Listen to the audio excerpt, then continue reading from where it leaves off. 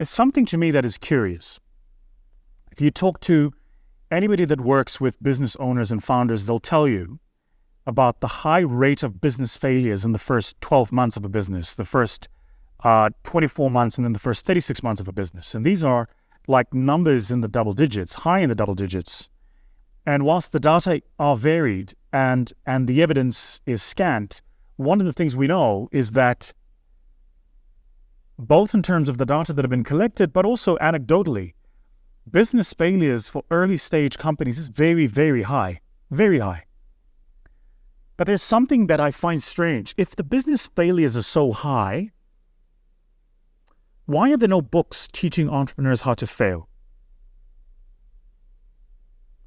There's a book that teaches you how to write a business plan, how to build a sales plan, how to hire people, how to build social media content. Everybody tells you about how to start and grow. Nobody tells you what to do when things go wrong.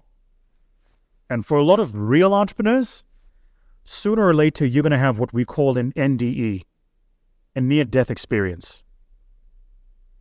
What do you do then? It took me going through my own NDE to go, whoa, wait, what do I actually do? And by God's grace, I was able to dial into my network of mentors and guides, people I follow, people who have traveled the journey of business, and go, what do I do now? Right? And there were a couple of themes that popped up. And I thought I'd share those with you here today. This is a real video. It's not like a motivational, inspirational. This is a real video. It's for those of you out there who are going through the most right now, who are trying to figure out, if I'm going through so much, what does this even mean? What does it mean for me, for my business? What do I do next? Who do I phone? Who do I call? Right? What do you do when things go wrong? First, depending on the country that you're in, there are different laws that govern how companies operate and how different directors of companies must operate those companies. There are these things we call fiduciary duties, that it is in a director's fiduciary duties to exercise a duty of care over the company and its affairs, its assets and its liabilities. Operating recklessly is when you continue to run a company as a going concern, when the company can no longer recover its current liabilities. The loose expression is continuing to run a business when it can no longer wash its own face. So first, I would say, whatever country you're in, find the Companies Act that governs how companies are run, read about the responsibilities of directors, and find out what constitutes a dereliction of duties for directors, what constitutes gross negligence for directors, what constitutes a going concern, and what does the law say you need to do when you as a director become aware that the company can no longer operate, that it can no longer cover its own affairs? What do you need to do? So the first thing I'm saying is this: get armed and get educated, right? The second thing I would do, get a very, very, very, very good corporate lawyer. I know that's not what you were waiting for. What did you think I was going to say? Run a sales promotion, sell more. No, we're dealing with real stuff here, not that stuff. Get a very, very good corporate lawyer. It's in your best interest if you can get a corporate lawyer that's worked with liquidations before, a corporate lawyer that has either been a liquidator or has worked with liquidators in the past.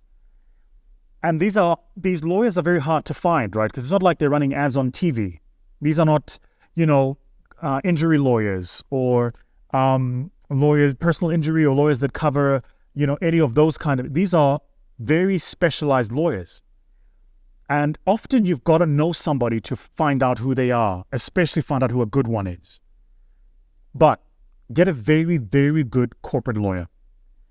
Because what you want to be able to do for yourself immediately as the business owner is to create a distance between the business that's struggling and yourself as the owner, and to begin to think about how do you protect the liability contagion from the business spilling over into the owner. This is fundamental. I cannot stress enough just how important this is. Get yourself a really, really good corporate lawyer. Some of you here watching this will say, where am I going to get the money for a lawyer from? The answer to that question is this. The cost of not having a good corporate lawyer when things go wrong is infinitely more than the cost of having one. Infinitely more. Infinitely. It's an order of magnitude more. So get yourself a very good corporate lawyer. Third, talk to your accountant. Right. There's a few questions you're going to ask yourself. Are you passing journals on time? Are you receiving your management accounts on time? Are your audited financial statements being done on time? Those are simple governance questions. Where the answer for that is no, you need to have a conversation with your accountant about the going concern status of your business. Right. And between your accountant, if you've got a good one, they typically will have connections with good corporate lawyers. Between your accountant and the corporate lawyer, you need to come up with a strategy of how you're going to handle that period in distress. In some countries, you can file for bankruptcy protection. In the US, we talk about Chapter 11. In other countries, there is this process called business rescue, right? Whatever process you choose to go into, first make sure you talk to your accountant about the true nature and state of your business, then your corporate lawyer. Understand what your options are and know exactly what you're going to do next.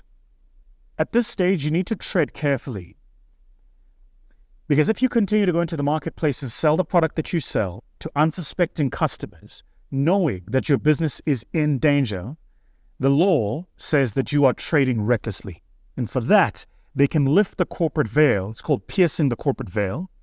And whomever it is that might act as the liquidator or might be acting on behalf of a party applying for your liquidation can come after you personally as the director by proving that you continued to operate a business when you knew that the business did not have the means to continue operating. So you want to examine very quickly, should you service that next order? And I know it's a difficult time because orders are coming in. You've got all of these people calling you saying, when are you paying us? All of this money that could be coming in on accounts receivable. And you're somewhere stuck in the middle and you don't know what to do. And I'm saying, don't rush. Because there is a fine line between trading out of trouble and trading recklessly. The fifth, and this is the most important piece of advice I can give you. This one saved me. Stop operating your business and find somebody else to do it for you. I know. Tough. Tough. Stop. Stop.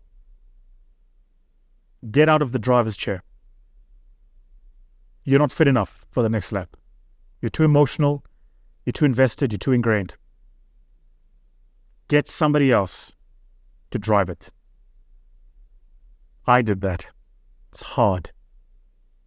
It's hard. Hard.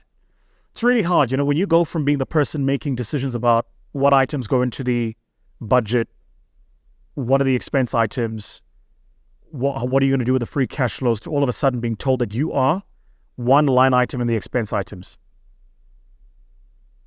When you go from the company makes X amount, therefore I make X amount, to all of a sudden being told, no, actually your monthly salary is going to be X.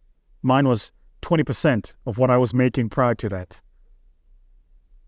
Tough, guys. Tough. Tough. Tough. Pulling out wisdoms is easier than that shit.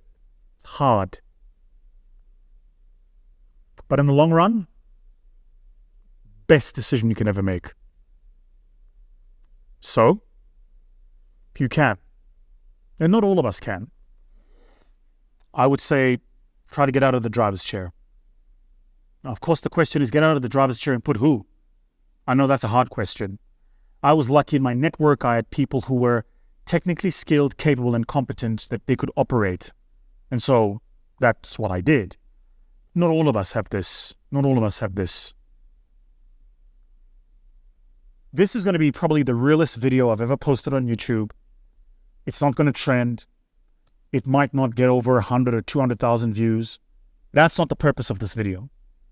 This video is for the person watching it who's stuck in the crosshairs, who's in trouble, who's getting the calls coming in from the people you owe money, who can't make any more promises because you don't know where the next buck is coming from. This video is for you. And even if it's just one view and you're the person who needed it, then the purpose of this video has been achieved. Tough, grown-up advice. Thank me later. Cheers.